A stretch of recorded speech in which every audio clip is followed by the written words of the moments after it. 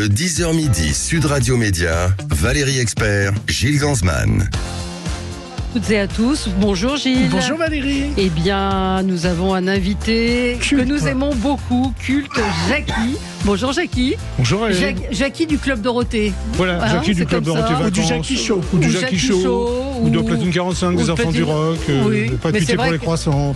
C'est vrai, pas de pitié pour les croissants. Mais quelle est l'image qui vous colle le plus à la peau? C'est le Club Dorothée quand même? Platine 45? Plus le Club Dorothée, c'est vrai. Plus le Club Dorothée. On parle plus du Club Dorothée que de Platine 45. Alors, le retour, non pas du Club Dorothée, mais c'est le grand jeu du Club Dorothée sur Gulli, tous les jeudis à 21h10, présenté par Nicole Ferroni, et auquel vous êtes évidemment associé, plus qu'associé, puisque je vous le disais avant que vous n'arriviez, vous êtes la mémoire vivante de ces années Dorothée, 87-97, le Club Dorothée, ça parle à beaucoup. Ça vous parle un peu? Pas trop, non, pas trop. Je pense que je suis de génération un petit peu... Vous voulez que je mette le générique? Un peu Non, mais je connais. Du Club Dorothée. On a le générique? Oui, on l'a. On l'a? Bah non, ils sont pas réveillés ce matin, les réalisateurs. Bah oui, le générique du Club Dorothée. Voilà. C'est toujours les vacances au Club Dorothée. C'est pas toujours les vacances. On a de la chance, on est tous invités. Alors, on va reparler de ce jeu, oui, qu'on va pouvoir découvrir sur Gulli, avec des personnalités qui sont passionnées, comme Christophe Beaugrand, qui est pratiquement incollable sur tout. Hélène Ségara, qui est également... elle est surprenante, elle est très étonnante. Elle a chanté avec moi, elle a chanté Tété où avec moi. Oui, absolument. On va parler de tout ça. Avec Liu, on aura un extrait tout à l'heure. Merci Gilles. Dans un instant, et on passe tout de suite au zapping. Sud Radio Média, l'instant zapping. Valérie, les chiffres des actes antisémites, comme l'a confié Elisabeth Borne, ne cessent d'augmenter en France. Évidemment, tous ces actes font la une des journaux. Hier, Quotidien a fait cette triste compilation. Une image particulièrement glaçante, des étoiles de David taguées sur des immeubles. On est sur les murs de l'école européenne de Strasbourg-Galiléo. Ils ont été souillés par ces inscriptions. Il y a des croix gammées qui ont également été taguées dans le même secteur. Ce matin, des tags antisémites ont été inscrits sur le mur d'un restaurant cachère de Villeurbanne. Ces chants, cris et propos antisémites et haineux qui ont été proférés dans le métro. Nique les juifs et les grands-mères! Nique les juifs et les grands-mères! On est des nazis, on est fiers! Ces images de tags ont inondé les antennes ces derniers jours avec des témoignages parfois bouleversants, comme celui de cette habitante d'un immeuble tagué. Je pleure parce que je vais retrouver la haine qu'on a eue pendant quand j'étais enfant. Et je comprends pas ça. Comment vous réagissez à tout ça? C'est difficile, surtout que je suis un peu concerné, vu les origines. J'ai l'impression que ça revient, quoi. Ouais. C'est jamais vraiment parti, mais là, c'est très grave. Mais le fait que les artistes ne se prononcent pas, ne parlent pas, ça, vous pensez qu'ils sont légitimes? Vous comprenez qu'ils puissent avoir peur pour eux, peur de leur public? Je peux comprendre, oui, je peux comprendre ça, absolument. C'est-à-dire qu'un artiste qui s'exprime pas ou qui prend pas parti ou qui ne dit pas je suis touché par ce qui s'est passé dans les kibboutz, ça vous choque pas que des gens comme Jamel ou autres ne s'expriment pas là-dessus? Mais peut-être qu'ils vont le faire, et non, ça me choque pas, je peux comprendre, mais j'espère qu'ils le feront. C'est un peu tard. C'est un peu tard. Ouais. Et vous, en tant que juif, comment vous vivez cette situation? Je le vis très très mal, c'est très grave, quoi. Je vous dis, j'ai l'impression d'être en 39-45, enfin que j'ai pas vécu, mais que mes parents ont vécu. Oui, c'est ce que disait cette femme, très émouvante et très difficile. On continue. Un nouveau phénomène qui explose, Valérie, le trafic de fausses ordonnances. Alors, de plus en plus, vous savez, les imprimantes sont tellement updatées qu'on peut vraiment faire des copier-coller d'ordonnances. Et dans C'est à vous, une pharmacienne expliquait qu'on pouvait pas faire la différence. Elle en avait une vraie et une fausse. Elle ne voyait pas la différence.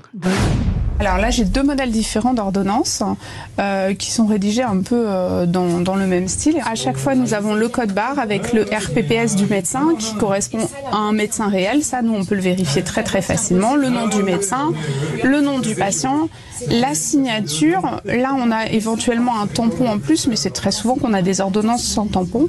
Rien ne peut différencier à première vue ces deux ordonnances. Il y a absolument rien rien qui puisse nous faire douter de sa véracité, en tout cas sur ce cas-là. Alors ça, c'est un phénomène vraiment inquiétant, parce que pour le coup, il y a beaucoup de médicaments qui sont délivrés alors qu'ils ne devraient pas l'être. À M6, ils font tout leur possible, Valérie. Il faut sauver le soldat Plaza. Il faut dire qu'il représente 8% de la publicité d'M6 et ses agences ont un point financier considérable. Hier, c'est Nicolas de Taverneau, il a mouillé la chemise sur BFM Business. Est-ce que vous paraît tenable qu'il reste sur M6, sachant donc qu'il est accusé par différentes femmes? S'agissant de Stéphane Plaza, qu'est-ce que nous avons fait? Dès qu'il y a eu des informations de presse, et on n'a même pas attendu une journée, le soir même, nous avons commandité une enquête interne à l'intérieur de M6 avec tous les gens qui travaillent avec Stéphane Plaza. La même chose a été faite chez Media One.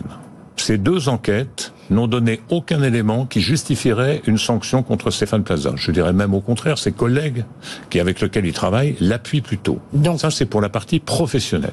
En ce qui concerne la partie privée et les accusations dont il fait preuve avec un dépôt de plainte, il nous appartient pas de nous substituer ni à la police ni à la justice pour prendre une décision. Donc nous attendons les conclusions de cette affaire.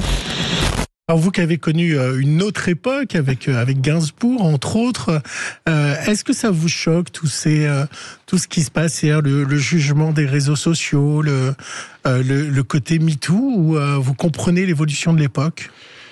Déjà, moi, à l'époque, il n'y avait pas de réseaux sociaux, il n'y avait pas Internet, donc c'était un peu autre chose. Avec Serge, c'était autre chose, quoi. Vous avez été l'attaché de presse de Serge Gainsbourg, c'est ce qu'il faut rappeler pour nos auditeurs. Oui, j'étais attaché de presse pendant 8 ans de Serge Gainsbourg, Et donc, il y avait une forme de liberté. Effectivement, il n'y avait pas les portables qui pouvaient prendre en photo, c'est ça, il y avait une liberté qu'il n'y a plus maintenant, à cause de ça, des portables, des réseaux sociaux, Internet, tout ces... Et est-ce que vous comptez porter plainte contre Dorothée pour tous les seaux d'eau que vous avez pris sur TF1 pendant des années? C'était du harcèlement moral. Pas vraiment, non. C'était plus ou moins prévu. Aujourd'hui, de nouveau, le jeu est sur Gulli. Vous savez si en interne, ils se sont posé la question sur la violence de balancer un seau d'eau ou des choses comme ça? Ah non, je pense pas qu'ils se sont posé la question. C'était à l'époque, les enfants adoraient me voir prendre des seaux d'eau. Il y avait donc le jeu de l'ABC, et puis moi en plus j'avais le Jackie-Saut le mercredi après-midi, où les téléspectateurs devaient trouver l'heure, la minute et la seconde à laquelle vous alliez vous prendre le seau. Voilà, c'est ça. On continue. Bon, en tout cas, Nicolas Taverneau a essayé de faire ce qu'il pouvait. Bon, c'était une jolie langue de bois, mais langue de bois quand même. Mais c'est compliqué, comme affaire. Alors, un qui n'a pas sa langue dans sa poche, c'est notre papy grincheux, Michel Sardou, qui s'est retrouvé en bandeau sur BFM et qui annonçait. Alors, c'était en bandeau parce qu'ils annonçaient un portrait le soir. Et ils ont mis une photo où il faisait un doigt d'honneur. Il faisait un doigt d'honneur. Et évidemment, ça n'a pas plu à notre papy. Il s'en est plaint à Pascal Praud. Je suis en colère. Parce que, écoute, à la télé, sur BFM, pour pas le nommer, depuis je ne sais combien de jours, je vois une photo de moi faisant un doigt d'honneur en bas de l'écran à droite. Or, au-dessus de moi, l'actualité, c'est la guerre, c'est les massacres, c'est l'Ukraine, la Russie, l'Arménie, les orages qui ont dévasté des villages entiers, des gens qui sont dans la merde jusqu'au cou parce que tout est inondé, le président de la République qui essaie de faire ce qu'il peut pour dire je vais vous aider, et moi je suis en dessous en train de faire un doigt d'honneur. C'est pas normal. Je suis furieux. J'ai fait une émission avec Ruquier qui était nulle. Michel, je tiens à dire que je me désolidarise complètement des propos qui ont été tenus sur cette antenne. Je ne les partage absolument pas. Donc, non, mais tu te dis ça. Mais un peu de couilles, tu sais très bien que tu t'aimes pas. À savoir que... Marc-Olivier Fogel a répondu qu'il n'avait jamais reçu ses appels et qu'il devait avoir un très très ancien numéro. Voilà. Donc pour l'histoire, pour finir hier, Isabelle. Vous n'avez pas pris l'histoire d'Homer Simpson ? Oui, je l'avais. Parce qu'on parlait de dessins animés, je ne sais pas si vous avez suivi. Dans les Simpsons, Homer Simpson, quand il est fâché contre son fils, l'étrangle. Mais il n'aura plus le droit de l'étrangler. C'est jugé comme politiquement non correct. Incroyable, c'est un dessin animé, quoi. Mais c'est, voilà, puisqu'on parle du Club Dorothée et de dessins animés, qui avait d'ailleurs fait polémique à l'époque, les dessins animés japonais. Il y avait les mangas, Dragon Ball. Mais nous, on avait quelqu'un de TF1 qui visionnait les dessins animés avant le passage à l'antenne. Ah oui. Il y avait un psychologue. Qui regardait. Absolument. Et qui disait OK ou pas OK. Et hier, Isabelle Adjani était en aparté sur Canal+. Elle est venue faire la promo de son album composé par Pascal Obispo. Alors, il y a un premier duo, c'est un album de duo. Il y a un duo avec Christophe. Mais il y a un autre duo qui est sorti, c'est le premier duo avec Gaëtan Roussel qui a été dévoilé. Et l'album sort ce vendredi. On écoute Les Courants d'air.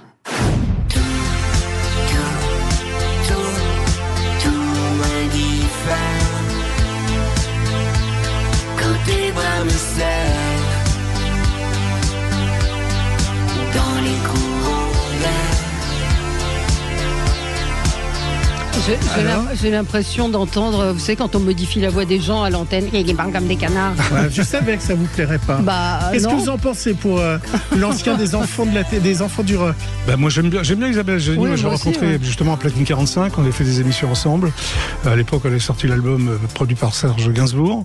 Moi j'aime bien. Là j'ai écouté 30 secondes. Ouais. Oui, c'est une balade quoi. C'est sympa. Oui, mais le son est bizarre, non? Cette espèce de réverb. Oui, c'est un peu le son à la mode. Le son à la mode. Oui. Comment s'est passée la rencontre avec Isabelle Adjani et Gainsbourg? Ils ont une histoire ensemble ou pas? Vous voulez dire une histoire non amoureuse? Non, pas d'histoire amoureuse. Non. Et alors, quelle image il avait d'elle? Serge adorait travailler avec des chanteuses plutôt que des chanteurs. Enfin, par Alain Chamfort. Il avait une très belle image. Il voulait absolument faire un album avec elle, ce qu'il a fait. Je trouve que c'est un très bel album, d'ailleurs. Oui. Proche de l'Ohio. Allez, on se retrouve dans un instant avec Jackie, donc pour parler du grand jeu du Club Dorothée. C'est à suivre dans un instant. Le 10h midi, Sud Radio Média, Valérie Expert, Gilles Gansman. Sud Radio, votre attention est notre plus belle récompense. Bonsoir les vrais voix. Bonsoir. Que ce soit au téléphone ou à la radio, on est toujours content de vous écouter. Merci. Sud Radio, parlons vrai. Sud Radio Média, l'invité du jour. C'est toujours les vacances au Club Dorothée. Voilà.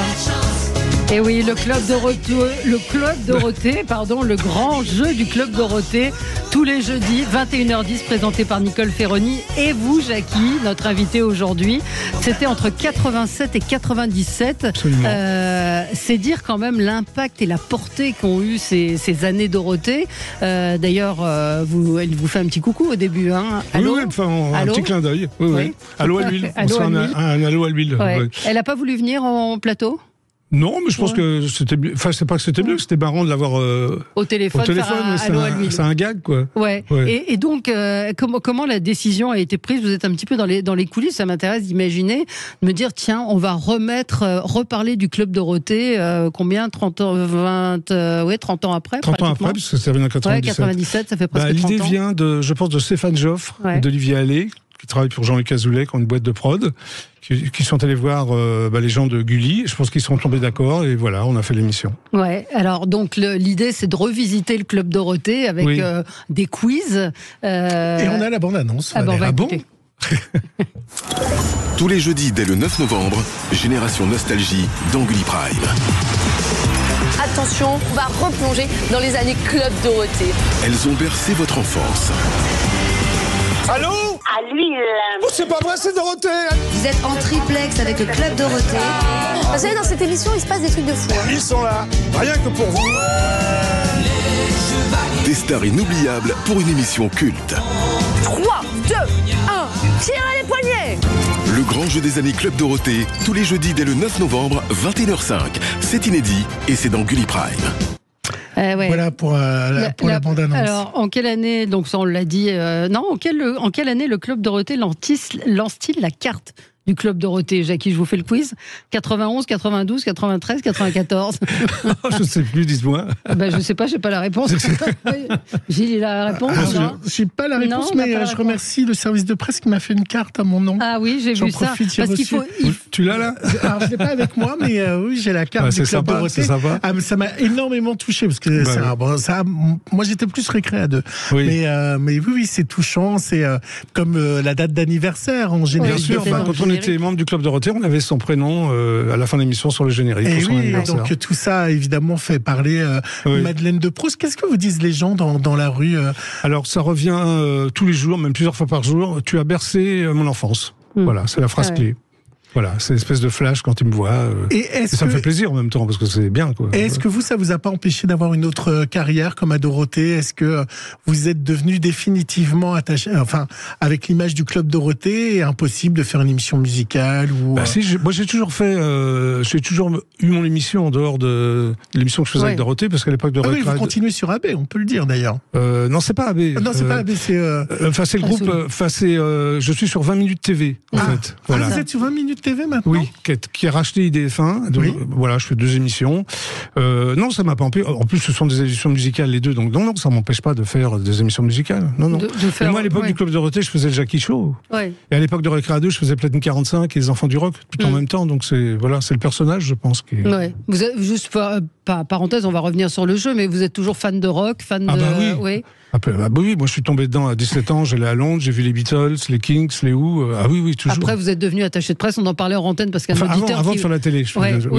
Avant de faire de la télé, vous avez été attaché de presse de nombreux artistes puisque vous travaillez pour une maison de disques. Un auditeur fait référence à Cat Stevens. Oui. Donc hors antenne, je dis qu'est-ce qui s'est passé avec Cat Stevens? Non, il ne s'est rien passé, disons qu'il était un peu capricieux. Quoi. Voilà, vous avez été son attaché de presse et donc aujourd'hui, vous continuez à acheter, à écouter de la musique bien sûr, et à acheter des vinyles ou pas? Oui, j'achète des vinyles. Oui, moi j'ai une collection de vinyles, je suis très vinyle. Bon, à mon époque, il n'y avait que ça. Il n'y avait que ça, oui. Les clés USB n'existaient pas. Le plus précieux des vinyles que vous avez? Tous les Beatles, moi je suis un fan inconditionnel des Beatles. Alors il ne manque pas un vinyle de Beatles? Non seulement il ne manque pas, mais j'ai le pressage français, le pressage anglais et le pressage américain, plus les pirates. Parce qu'à l'époque, le disque pirate... Oui, bien sûr. Et oui, les jeunes ne connaissent pas ça. Et donc vous êtes un fan des Beatles? Inconditionnel. Et donc, je vais reprendre une question que Valérie vous a posée hors antenne. Le fait de faire ressusciter des chansons, vous trouvez ça normal? Vous faites référence à John Lennon et Oui, je trouve ça bien. En plus, la chanson est bien, elle est bien revisitée. Oui, mais c'est des histoires d'argent, c'est pas des histoires créatives. Mais moi, ça me fait plaisir en tant que fan inconditionnel d'avoir cette chanson qui est très belle, quoi. Oui. J'en ai même. J'étais très ému quand je l'ai écoutée pour la première fois, bien sûr. On retrouve la voix de John Lennon. C'est inédit. Il y a des inédits de Serge Gainsbourg? Je pense qu'il y en a, oui. Il faudrait plus demander à Charlotte Gainsbourg qui doit les avoir. Oui, je pense. Un jour, ça sortira ou pas? Moi, j'espère. Ouais. Ça, vous êtes pour? Ah là, je suis pour, oui. Ah bah oui. Mais s'il les a pas sortis, c'est toujours la question. Quand les artistes, s'ils ne les sortent pas, c'est peut-être parce qu'ils les trouvaient pas bons. Comme les écrivains, quand on retrouve. Oui, mais Serge, à chaque fois qu'il écrivait une chanson, il aimait pas la chanson, sauf que la chanson était sublime. Donc, c'est vrai? Ah bah oui. Oui, il doutait, ce qui est plutôt bien quand on est artiste de douter de son talent. Il en avait énormément. Il y a la maison de Gainsbourg qui viendrait ouvrir. Vous avez été interrogé à de nombreuses reprises sur cette maison. Vous l'avez visitée, vous y êtes retourné? Oui, j'y suis retourné. J'étais très ému d'ailleurs. Mais et c'est vraiment comme avant? Oui, Serge était très maniaque, donc il n'y a pas intérêt à toucher quoi que ce soit. Donc même alors qu'il est disparu, je pense que Charlotte a vraiment préservé tout ça. C'est-à-dire maniaque, on ne pouvait pas bouger un objet dans la maison? Si un cendrier était là et tu le mets là, il le remettait là tout de suite. Ah non, on ne pouvait pas bouger un objet chez lui. Ah non, c'était interdit. Et la maison était dans le noir, c'est ça, souvent? Oui, les murs étaient noirs, oui. Il aimait bien le noir. Et vous êtes resté en bon terme avec lui? Ah oui, très bien. D'ailleurs, après, moi, quand j'ai fait la télé, je l'invitais à on a fait un spécial Gainsbourg dans les Enfants du Rock, avec Antoine Decaune. Je l'invitais souvent à Platine 45, oui, bien sûr. Et on se connaît un peu, vous m'aviez raconté une histoire incroyable, c'est qu'il avait toujours 10 000 francs sur lui. Il avait une petite mallette, c'est ça? Oui, il avait toujours Oui, il avait toujours de l'argent sur lui, du liquide, oui. Il y a cette mallette qui est là, Charlotte Gainsbourg. Oui, évidemment. Oui, parce qu'il avait toujours peur. Lui, il y avait toujours la zone libre et la zone occupée, donc s'il avait... Oui. Et elle est là, la mallette, elle est à côté. S'il devait fuir, il avait de l'argent sur lui, quoi. Il vivait dans cette angoisse-là. Absolument.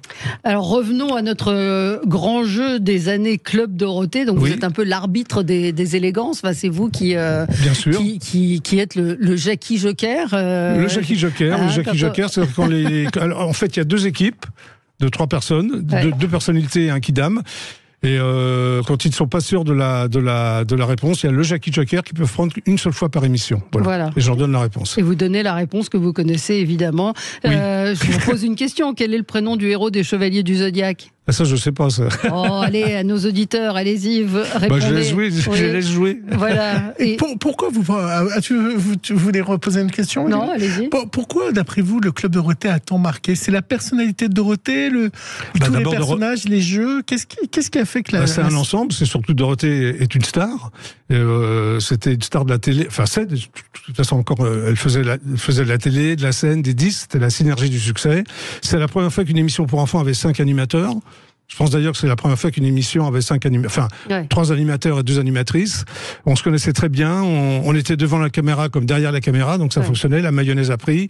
On a diffusé les premiers mangas en France. On était les premiers. Ouais. Voilà, c'est tout un ensemble de choses. Absolument. Et c'est elle qui a décidé vraiment des mangas ou c'est Azoulay et Berda ou c'est elle, je pense, avec Jean-Luc Azoulay et Claude Berda. Oui, donc elle avait vraiment les mains. Voilà, c'est ça. Elle avait les mains dans la machine, dans le cambouis, c'est pas qu'une simple animatrice. Dorothée, oui, Dorothée déjà m'a tout appris en télé. Hein. Déjà quand elle est arrivée sur un plateau, elle était au courant de tout, le son, la lumière. Grosse bosseuse. Une énorme bosseuse. De toute façon, je pense que si on bosse pas, on n'y arrive pas. Quoi. Ouais. Même si on a du talent. J'imaginais pas qu'elle était impliquée comme ça. Bien sûr. Ouais, elle donnait son avis et elle donnait plus que son avis. Elle décidait. Non, mais vous avez l'air de dire ça comme elle a du caractère. Bien sûr, c'est plutôt un compliment. Bien sûr. Non, mais comment ça se fait qu'on sait rien d'elle, on sait pas ce qu'elle aime manger. Elle a réussi, à préserver sa vie privée. On sait pas ce qu'elle aime manger. Non, mais c'est vrai, on sait pas si. Non, mais vous avez. Non, mais dans les journaux jeunesse, il y a. Elle aime les spaghettis, elle aime les chaussettes vertes. Voilà, donc excusez-moi d'avoir lu Jeune et Jolie. Non, mais c'est bien Jeune et Jolie. C'est pas mal. Non, parce qu'elle est très. Au podium. Elle est très réservée, Dorothée. Donc oui, c'est vrai. Parce que je pense qu'elle trouve que la vie privée, le reste est privé. Je pense qu'elle a raison. Ouais. Elle a été amoureuse ? Vous lui demanderez. Vous pouvez me dire. Non, vous lui demanderez. Ah bon ? C'est pas Jackie qui va vous dire ce matin faire des révélations sur la vie privée de Dorothée. Vous n'avez pas eu d'histoire avec Dorothée. Pardon ? Vous n'avez pas eu d'histoire avec Dorothée ? Absolument pas. Je cherche le scoop. Des histoires drôles. Des histoires drôles. Si j'ai des histoires drôles. Des histoires drôles. Allez, on se retrouve dans un instant pour parler du grand jeu des années Club Dorothée, présenté par Nicole Ferroni et Jackie, tous les jeudis dès le 9 novembre à 21h05. À tout de suite. Le 10h midi, Sud Radio Média, Valérie Expert, Gilles Gansman. Sud Radio, le supplément média.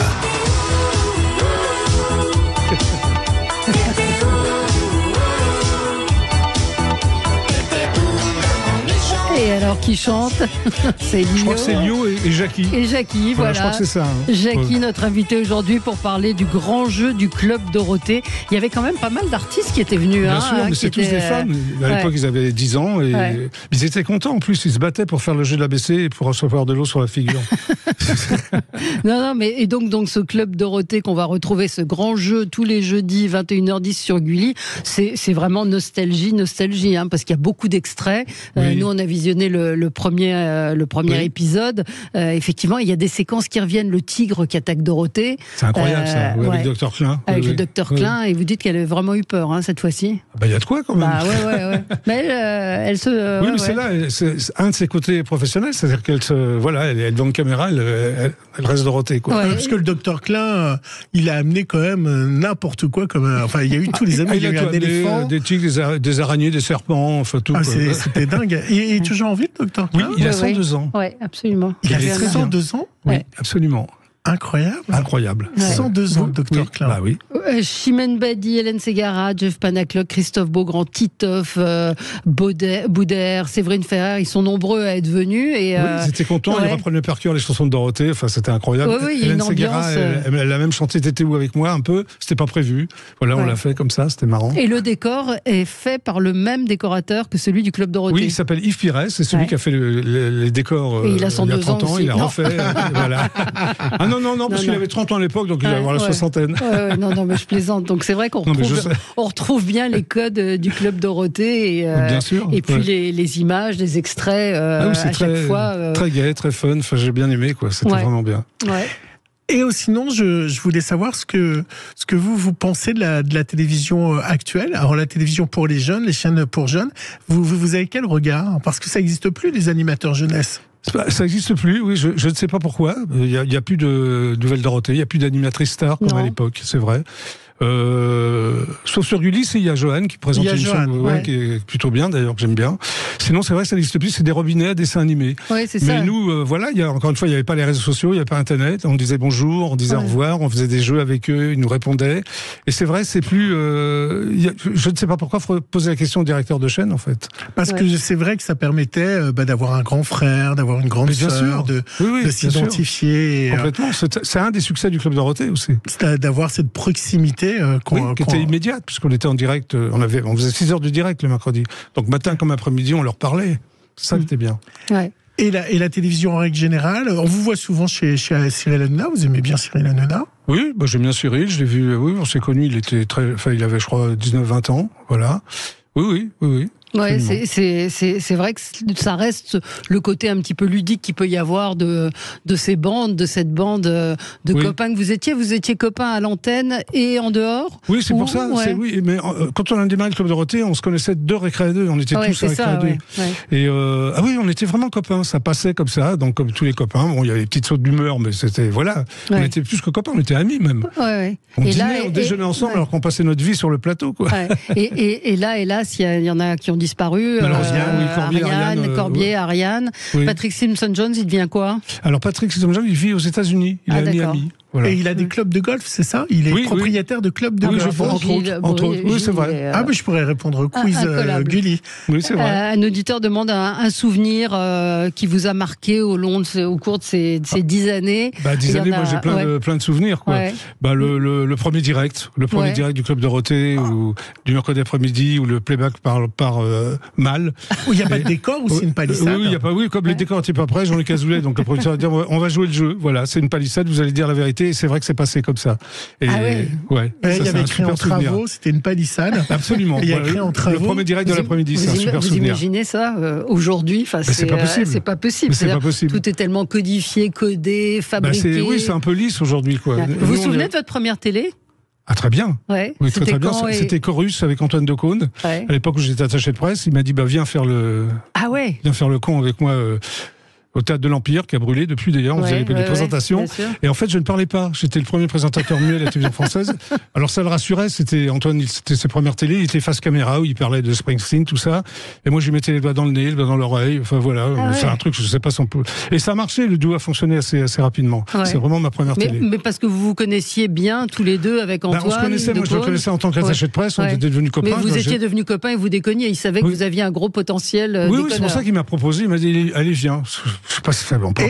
Non, c'est impossible. C'est impossible. Et c'est grâce à Antoine Decaune que vous êtes retrouvé sur Recré à 2, parce que c'était sa maman qui dirigeait l'unité jeunesse. C'est Jacqueline Joubert, qui était donc directrice de l'antenne, directrice de la jeunesse d'Antenne 2, qui a vu son fils à la télé, qui m'a trouvé sympa, qui m'a appelé, et qui m'a dit, Dorothée part tourner le film de Robert Enrico pour 2 mercredis, est-ce que tu veux la remplacer? Je dis ok, j'avais le train, parce que là j'allais prendre la parole. Jusqu'à présent je parlais pas, moi, devant une caméra.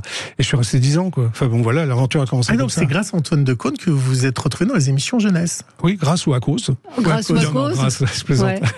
Incroyable, je savais pas ça. Et au bout de combien de temps vous avez arrêté de faire l'attaché de presse? J'ai fait l'attaché de presse pendant 10 ans, mais les 2 dernières années, Serge Gainsbourg m'avait dit ok, moi je m'en fous, si tu fais la télé, tu continues à t'occuper de moi. Et à la fin, je faisais trop de télé, j'ai arrêté. C'était compliqué de tout gérer. Quel a été le moment le plus compliqué avec Serge Gainsbourg? Est-ce qu'il y a eu un moment où vous avez dû intervenir en tant qu'attaché de presse? Non, il n'y avait aucun moment compliqué, parce que contrairement aux apparences, Gainsbourg est un garçon, pour moi c'est un dandy rock, et il était très discipliné, il était très professionnel. Quand j'organisais des interviews, il demandait à lire le papier du journaliste, avant la sortie. Il était ponctuel, mais j'ai eu aucun problème avec Serge Gainsbourg, alors qu'on m'avait dit attention, tu vas voir. Ingérable et tout, et en fait pas du tout ingérable. Donc c'est quoi sa réputation d'être bourré, d'être... Parfois il était bon, c'est vrai qu'il aimait bien l'alcool, mais parfois il faisait semblant d'être bourré. Devant le journaliste qui lui était bourré et qui sortait bourré. C'était son image de marque. Il buvait pas une goutte d'alcool, parfois ça lui arrivait. Oui. Alors, et vous étiez là quand il y a eu l'affaire sur le plateau de Champs-Élysées? Non, j'étais pas là. Vous n'étiez pas son attaché de presse? Non, mais vous avez su par la suite qu'il avait regretté. Oui, bien sûr. Parce que je le voyais encore. Oui, bien sûr.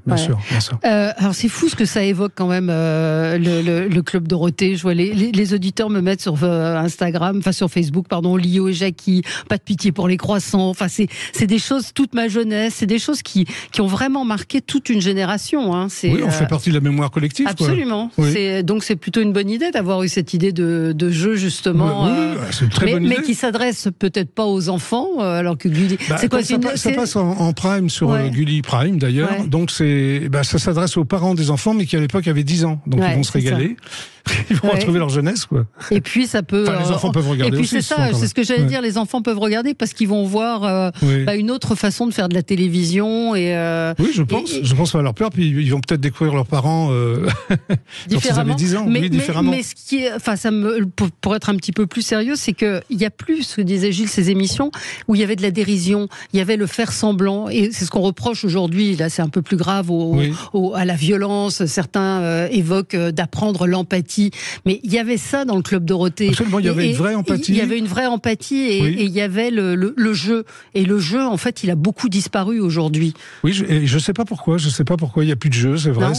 Non, mais jouer entre amis, jouer, faire semblant, s'amuser, se moquer, mais expliquer que c'est de l'humour. C'est entre autres ce qui se passait aussi au Club Dorothée, ça passait bien, quoi. Les enfants. Moi, je me souviens à l'époque du Club Dorothée, dans la rue, les enfants me parlaient du jeu de l'ABC, on savait aussi des tartes à la crème, tout ça, ça les faisait. C'est un peu comme la Commedia dell'arte, sauf que c'était des gens connus qui prenaient de l'eau sur et puis il y avait quelque chose quand même de bienveillant. Ah oui, c'était très bienveillant. C'était bienveillant, et que Dorothée, elle avait une personnalité quand même lumineuse, lumineuse, solaire même.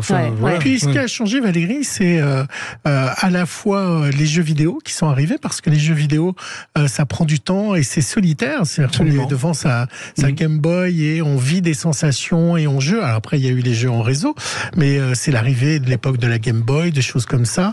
Et ça a été un vrai concurrent des émissions jeunesse, parce qu'on vivait sa propre aventure qu'on ne vivait plus à travers les dessins animés. On n'était plus Goldorak, on n'était plus ça. Il y avait un côté solitaire. On était sur sa console, et puis ensuite il y a eu évidemment l'arrivée du portable, où là aussi on dialogue avec les copains, les copines, et qu'on est aussi tout seul, on surfe, et donc on n'apprend plus à se connecter aux gens. Juste avant, le Club Dorothée, c'était juste avant tout ça, quoi. Ouais, c'était juste avant, et c'est dommage que ça n'ait pas perduré. Connaissez-vous bien les années Club Dorothée? Donc je vais le dire pour nos auditeurs, qui était le batteur des Musclés, ça vous le savez? Le batteur des Musclés, oui. Vous voulez que je vous le dise? Oui, allez-y. Bernard Minet. Oui.